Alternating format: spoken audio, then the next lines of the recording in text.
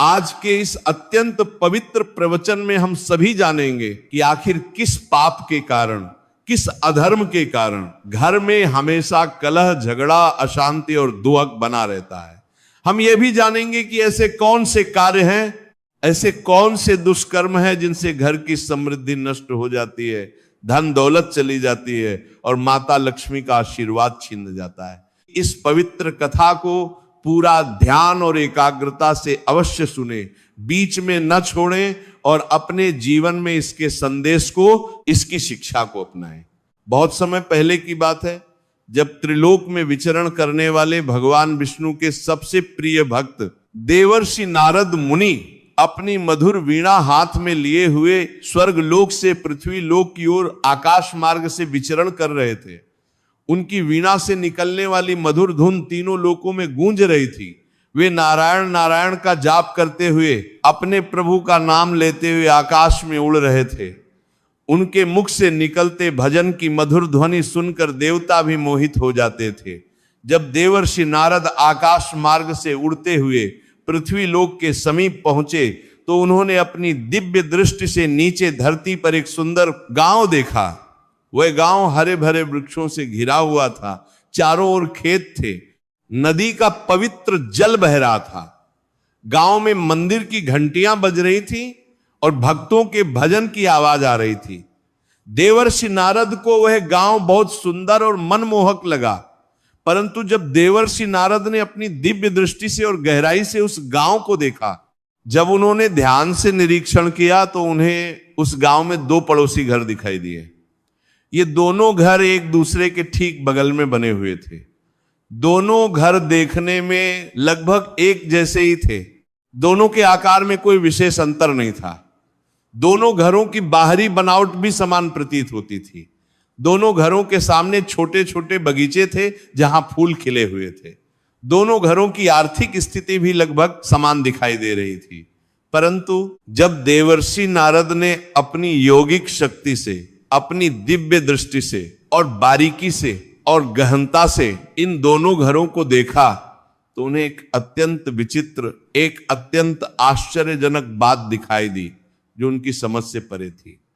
पहले घर में जो बाईं ओर था, वहां देवर्षि नारद ने देखा कि निरंतर लगातार कलह और झगड़े होते रहते थे।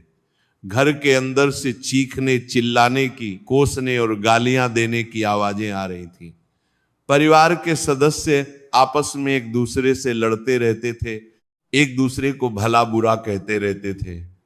पति पत्नी में झगड़ा होता रहता था, बच्चे रोते रहते थे, बूढ़े माता पिता कोने में उदास बैठे रहते थे। उस घर से हमेशा नकारात्मक ऊर्जा निकल रही थी, दुखद और कष्टदायक वातावरण था। उस घर का गृह स्वामी, जिसका नाम धनपाल था, वह हमेशा परेशान और दुखी दिखाई देता था। उसके चेहरे पर गहरी चिंता की रेखाएं थीं। उसका मुख मुरझाया हुआ था। उसकी आंखों में थकावट और निराशा साफ दिखाई देती थी। धन दौलत होते हुए भी, संपत्ति होते हुए भी उस घर में शांति नहीं थी, सुख नहीं था, संतोष नहीं था।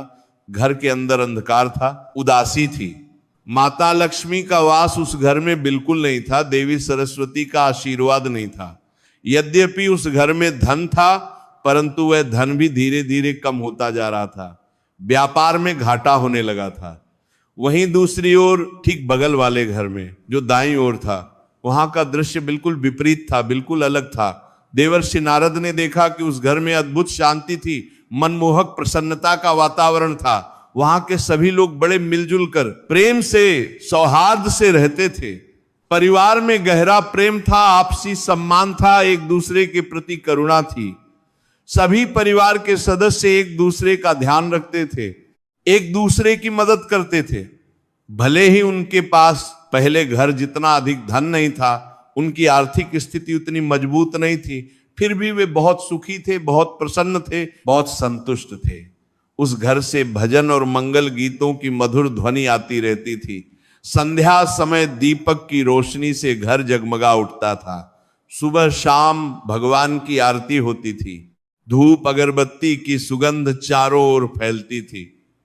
देवी लक्ष्मी का वास उस घर में स्पष्ट रूप से दिखाई देता था। माता का आशीर्वाद था।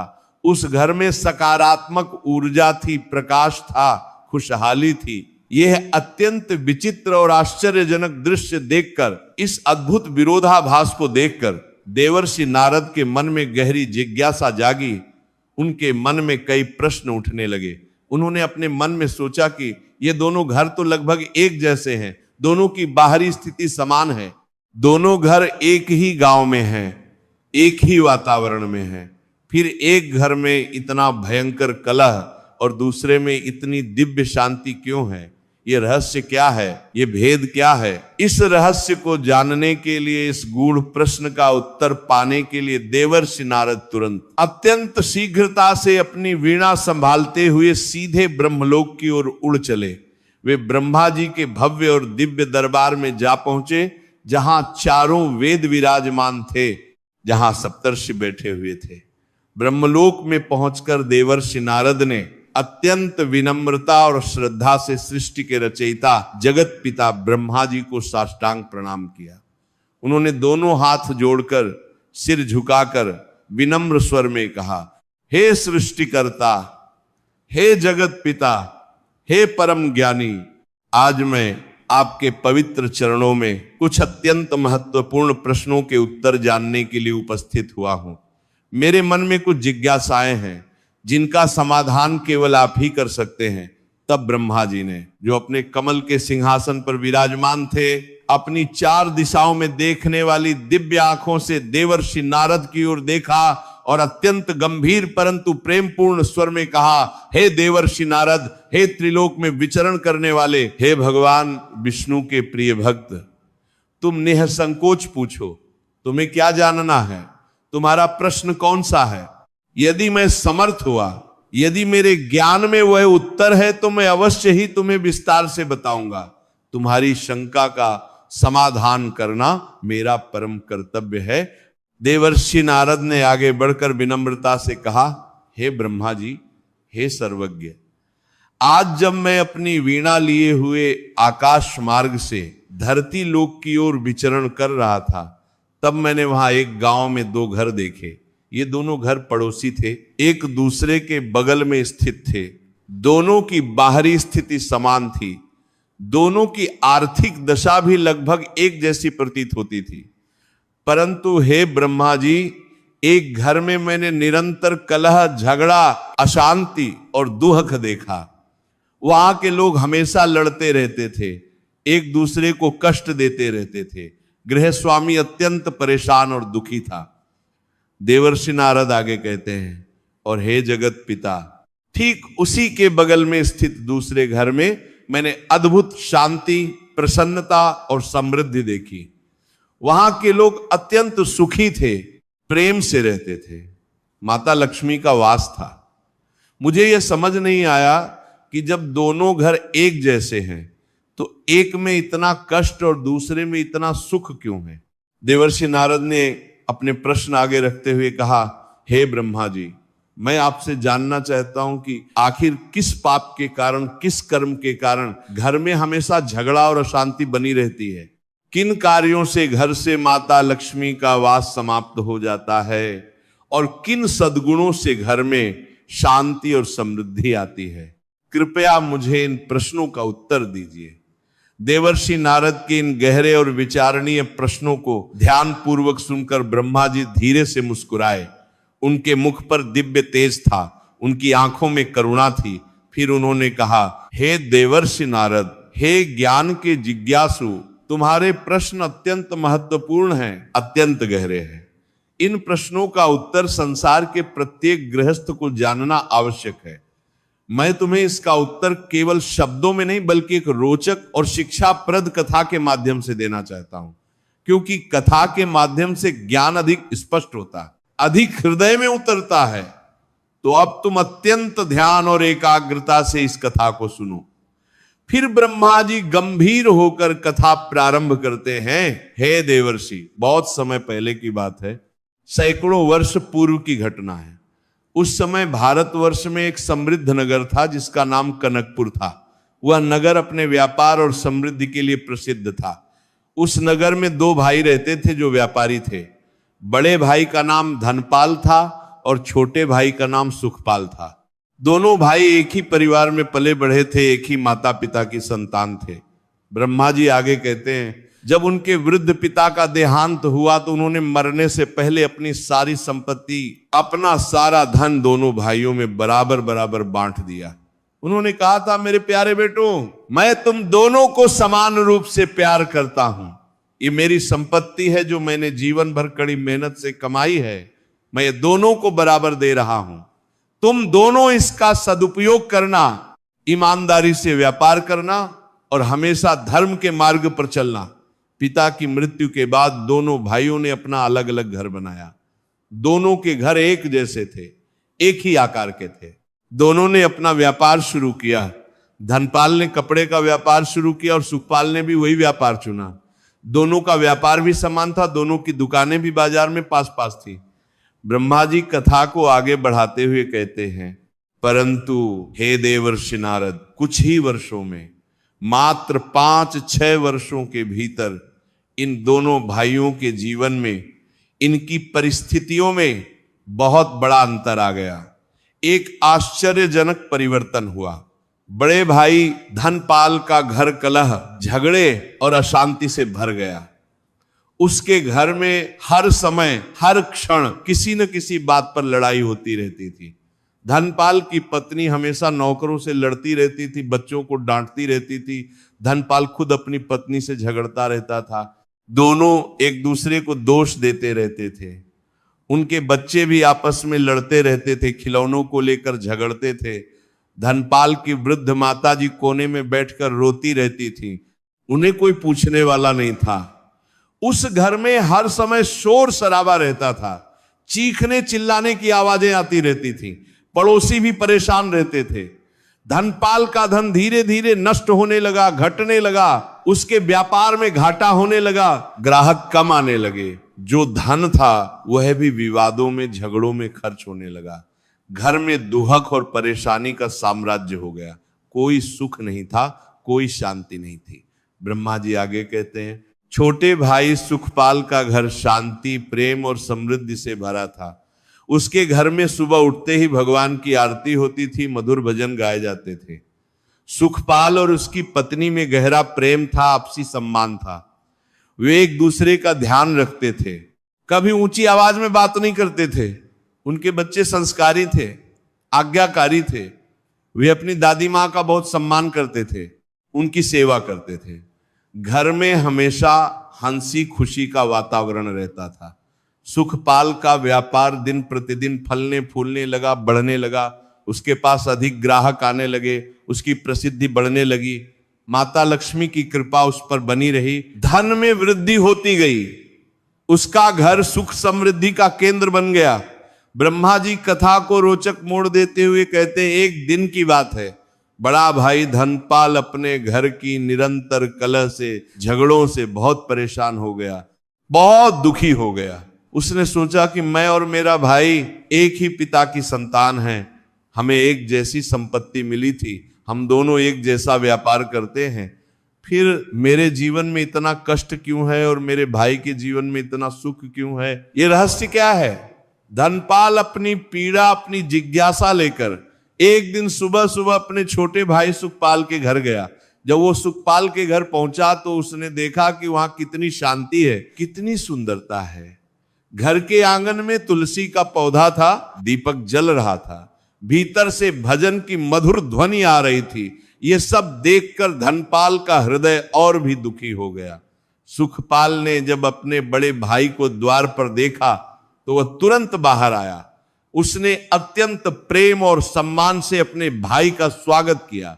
उसने कहा, आइए भ्राता श्री, आइए, मेरा सौभाग्य है कि आप पधारे, बैठिए, आराम से बैठिए। उसने अपने भाई के लिए आसन बिछाया, जल ला कर दिया। धनपाल दुखी मन से, भारी हृदय से बैठ गया। उसकी आंखों में आंसू थे, उसका गला रुंध गया था। फिर उसने अपने भाई से पूछा, हे सुखपाल, हे मेरे प्रिय भाई, मैं तुमसे एक बात पूछना चाहता हूं जो मुझे बहुत परेशान कर रही है।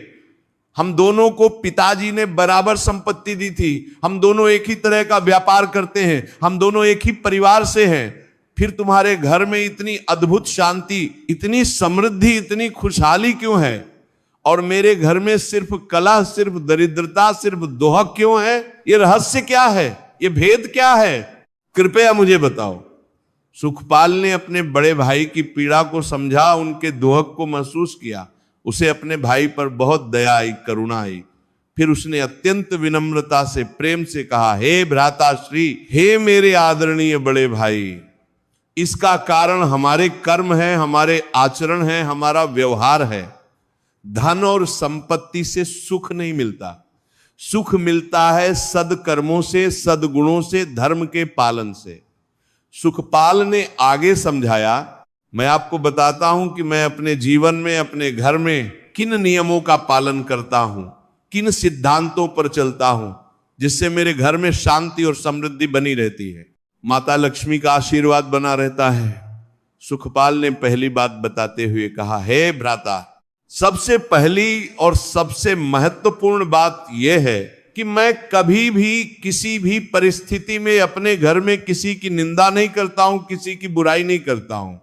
ना तो मैं पड़ोसियों की निंदा करता हूं, ना रिश्तेदारों की, ना किसी अन्य व्यक्ति की। निंदा करना महापाप है। जब हम किसी की निंदा करते हैं, किसी की बुराई करते हैं, तो घर में नकारात्मक ऊर्जा आती है, बुरी शक्तियां प्रवेश करती हैं। माता लक्ष्मी निंदा करने वालों से बहुत नाराज हो जाती हैं, वे ऐसे घर में नहीं रहती। निंदा से घर में कलह बढ़ता है, झगड़े बढ़ते हैं, शांति नष्ट होती है। सुखपाल ने आगे कहा, परंतु हे भ्राताश्री, मैंने देखा है, मुझे पता है कि आपके घर में हमेशा दूसरों की निंदा होती रहती है, बुराई होती रहती है। आप पड़ोसियों की बुराई करते हैं, रिश्तेदारों को कोसते हैं। आपकी पत्नी भी हमेशा किसी न किसी की बुराई करती रहती है। यही आपके सभी कष्टों का, आपकी सभी परेशानियों का पहला और मुख्य कारण है। यह सुनकर धनपाल को गहरा आघात लगा। उसे अपनी गलती का एहसास हुआ। उसे याद आया कि सच में उसके घर में हर समय किसी न किसी की निंदा होती रहती थी। वह खुद भी और उसकी पत्नी भी हमेशा दूसरों की बुराई करते रहते थे।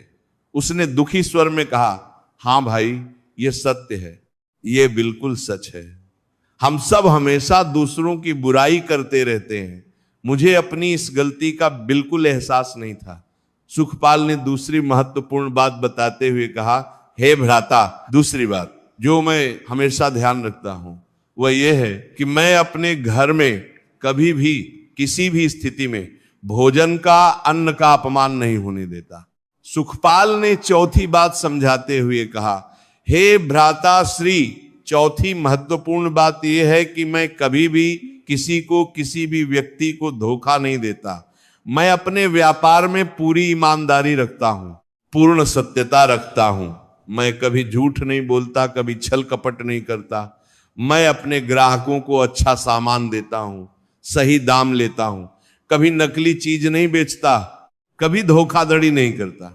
इसीलिए मेरे ग्राहक मुझ पर विश्वास करते हैं, मेरे पास बार बार आते हैं। मेरा व्यापार ईमानदारी से चलता है, इसलिए फलता फूलता है। सुखपाल ने दुखी होकर कहा, परंतु भ्राता, आप अपने व्यापार में अपने लालच के कारण, अधिक धन कमाने के चक्कर में ग्राहकों को धोखा देते हैं। आप नकली सामान असली बताकर बेच देते हैं, गलत तौल करते हैं। यह सब अधर्म है, ये सब पाप है। धोखाधड़ी से कमाया हुआ धन कभी टिकता नहीं, वो जल्दी नष्ट हो जाता है। ईमानदारी से कमाया गया थोड़ा धन भी बढ़ता है, स्थिर रहता है।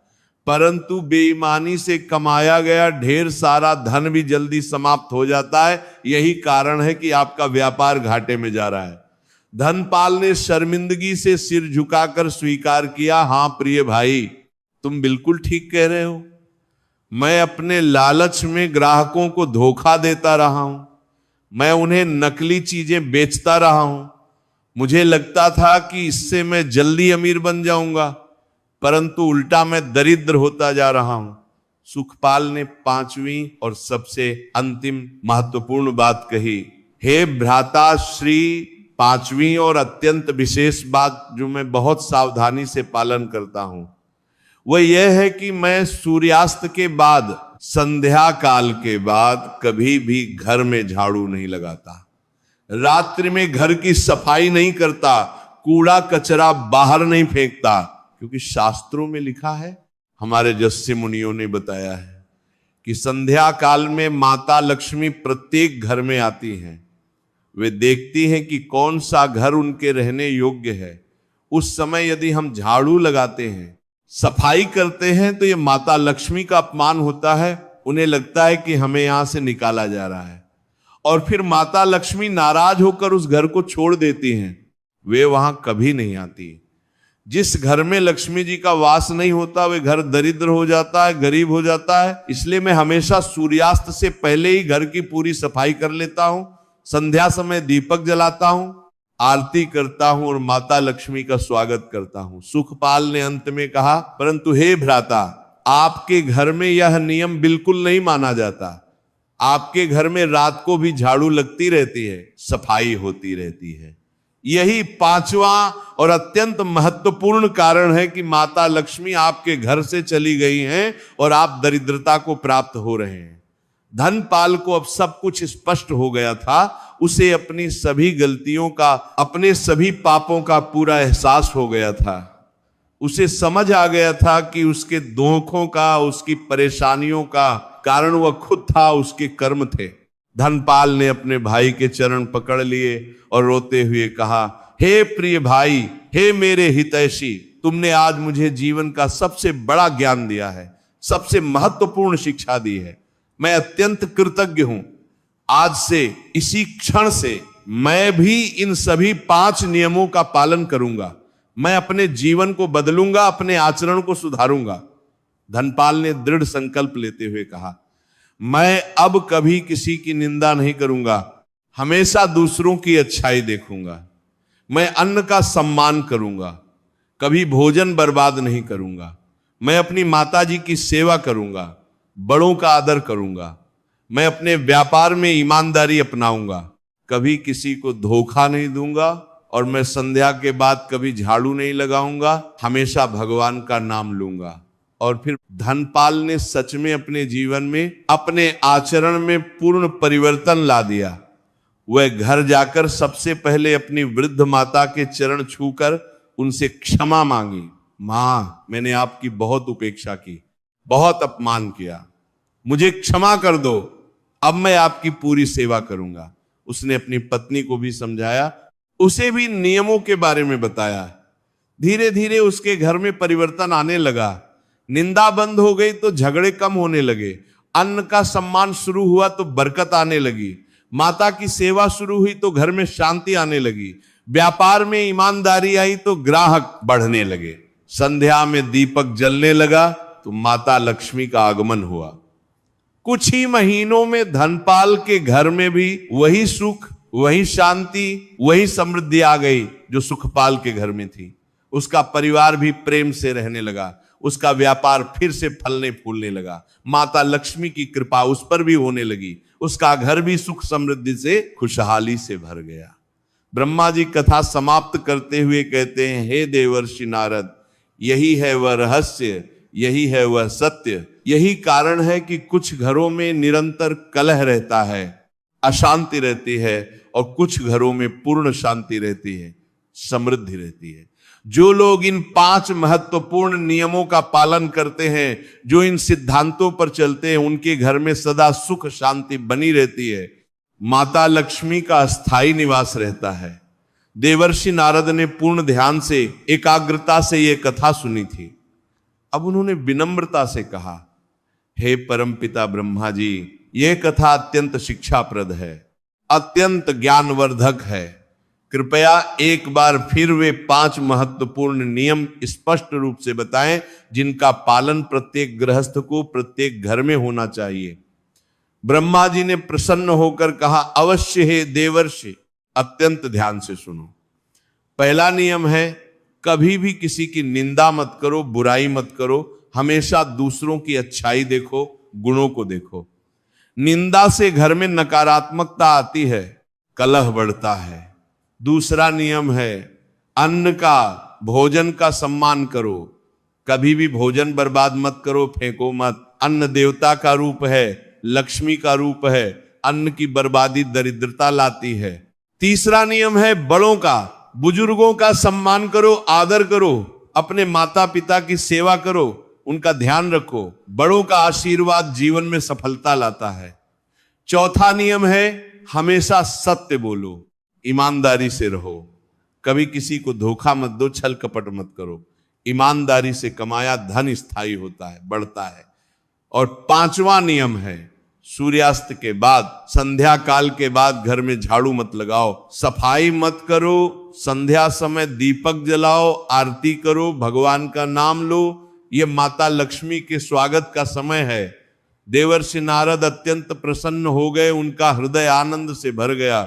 उन्होंने हाथ जोड़कर कहा, हे परम पिता, हे सृष्टिकर्ता, ये ज्ञान अमूल्य है, अत्यंत महत्वपूर्ण है। मैं वचन देता हूं कि मैं इस पवित्र कथा को, इस दिव्य ज्ञान को संसार के कोने कोने में फैलाऊंगा, हर घर तक पहुंचाऊंगा। ब्रह्मा जी ने आशीर्वाद देते हुए कहा, जाओ हे देवर्षि नारद, जाओ और इस पवित्र संदेश को, इस जीवनदायी ज्ञान को सभी तक पहुंचाओ। ये तुम्हारा धर्म है, ये तुम्हारा कर्तव्य है। जो परिवार इन 5 नियमों का पालन करेंगे, जो लोग इन सिद्धांतों पर चलेंगे, उनके घर में सदा माता लक्ष्मी का निवास रहेगा, उनका जीवन स्वर्ग के समान सुखमय होगा। देवर्षि नारद ने पुनः ब्रह्मा जी को साष्टांग प्रणाम किया और अपनी मधुर वीणा उठाकर ब्रह्मलोक से विदा हुए। फिर वे पूरे ब्रह्मांड में, तीनों लोकों में घूम घूम कर इस महत्वपूर्ण ज्ञान को फैलाने लगे। वे हर गांव में जाते, हर नगर में जाते और लोगों को ये कथा सुनाते। इस प्रकार ये पवित्र कथा समाप्त होती है, जो हमें सिखाती है कि घर में सुख, शांति और समृद्धि के लिए 5 मुख्य नियमों का पालन अत्यंत आवश्यक है, अति महत्वपूर्ण है। जो परिवार निंदा से दूर रहता है, अन्न का सम्मान करता है, बड़ों की सेवा करता है, सत्य और ईमानदारी का पालन करता है और संध्या काल का सम्मान करता है, उस परिवार में सदा सुख शांति बनी रहती है, कभी कलह नहीं आता। ये कथा हमें यह भी सिखाती है कि हमारे छोटे छोटे कर्म, हमारे दैनिक आचरण हमारे जीवन पर बहुत गहरा प्रभाव डालते हैं। यदि हम सही मार्ग पर चलें, धर्म का पालन करें, तो भगवान और माता लक्ष्मी की कृपा हमेशा बनी रहती है। परंतु यदि हम गलत कर्म करें, पाप करें, तो सारा सुख छिन जाता है। इसलिए सभी भाइयों बहनों, सभी माताओं और परिवारजनों से अत्यंत विनम्र निवेदन है कि इन 5 पवित्र नियमों को अपने जीवन में आज से ही, इसी क्षण से अवश्य अपनाएं। अपने घर को स्वर्ग बनाएं, अपने परिवार में प्रेम और सम्मान का वातावरण बनाएं, जहां ये सभी नियम पाले जाते हैं। जहां धर्म का आचरण होता है, वहां भगवान का साक्षात वास होता है, माता लक्ष्मी की कृपा बरसती रहती है। याद रखिए कि धन दौलत से सुख नहीं मिलता, सुख मिलता है सद्कर्मों से, अच्छे आचरण से। एक गरीब का घर भी यदि इन नियमों का पालन करता है तो वह स्वर्ग बन जाता है, और एक अमीर का घर भी यदि इन नियमों का पालन नहीं करता तो वह नरक बन जाता है। निंदा करना बंद कीजिए। आज से ही संकल्प लीजिए कि आप किसी की बुराई नहीं करेंगे। जब भी किसी की निंदा करने का मन करे तो रुक जाइए, भगवान का नाम ले लीजिए। निंदा से केवल पाप ही मिलता है, कुछ नहीं, बल्कि दूसरों की अच्छाई देखिए, गुणों की प्रशंसा कीजिए। इससे आपके मन में भी सकारात्मकता आएगी। अन्न का सम्मान कीजिए, भोजन को भगवान का प्रसाद समझिए। जितना खा सकते हैं उतना ही थाली में लीजिए। बचा हुआ भोजन यदि है तो जरूरतमंदों को दीजिए, गरीबों को बांटिए, पशु पक्षियों को खिलाइए, परंतु कभी फेंकिए मत। हर दाने का मूल्य समझिए। अपने माता पिता की, अपने बुजुर्गों की रोज सेवा कीजिए, उनके चरण छुइए, उनका आशीर्वाद लीजिए, उनकी जरूरतों का ध्यान रखिए। वे आपके लिए भगवान के समान हैं। उनका आशीर्वाद आपके जीवन को सफल बनाएगा, समृद्ध बनाएगा। अपने व्यवहार में, अपने व्यापार में, अपने कार्यों में ईमानदारी रखिए। कभी किसी को धोखा मत दीजिए। थोड़ा कमाइए परंतु सच्चाई से कमाइए। बेईमानी का धन कभी सुख नहीं देता, वह श्राप बन जाता है। ईमानदारी का थोड़ा धन भी आशीर्वाद बन जाता है। और सबसे महत्वपूर्ण, संध्या काल का सम्मान कीजिए। सूरज ढलने के बाद घर की सफाई मत कीजिए, झाड़ू मत लगाइए, बल्कि दीपक जलाइए, घर को सजाइए, भगवान की आरती कीजिए, माता लक्ष्मी का स्वागत कीजिए। यह समय अत्यंत पवित्र है, अत्यंत शुभ है। जो परिवार इन 5 सरल नियमों का पालन करेगा वह परिवार सदा सुखी रहेगा। उनके घर में कभी कलह नहीं होगा, हमेशा प्रेम रहेगा, उनका धन बढ़ेगा, समृद्धि आएगी, उनके बच्चे संस्कारी बनेंगे, आज्ञाकारी बनेंगे, उनका जीवन आनंदमय होगा। इसलिए आज से ही, इसी समय से इन नियमों को अपनाइए। अपने परिवार के सभी सदस्यों को भी बताइए, अपने पड़ोसियों को, अपने मित्रों को भी यह ज्ञान दीजिए। जितने अधिक लोग इन नियमों का पालन करेंगे, समाज में उतनी ही अधिक शांति होगी, खुशहाली होगी। यह कथा हमें यह भी बताती है कि परिवर्तन कभी भी संभव है। धनपाल ने अपने जीवन में परिवर्तन लाया और उसका जीवन बदल गया।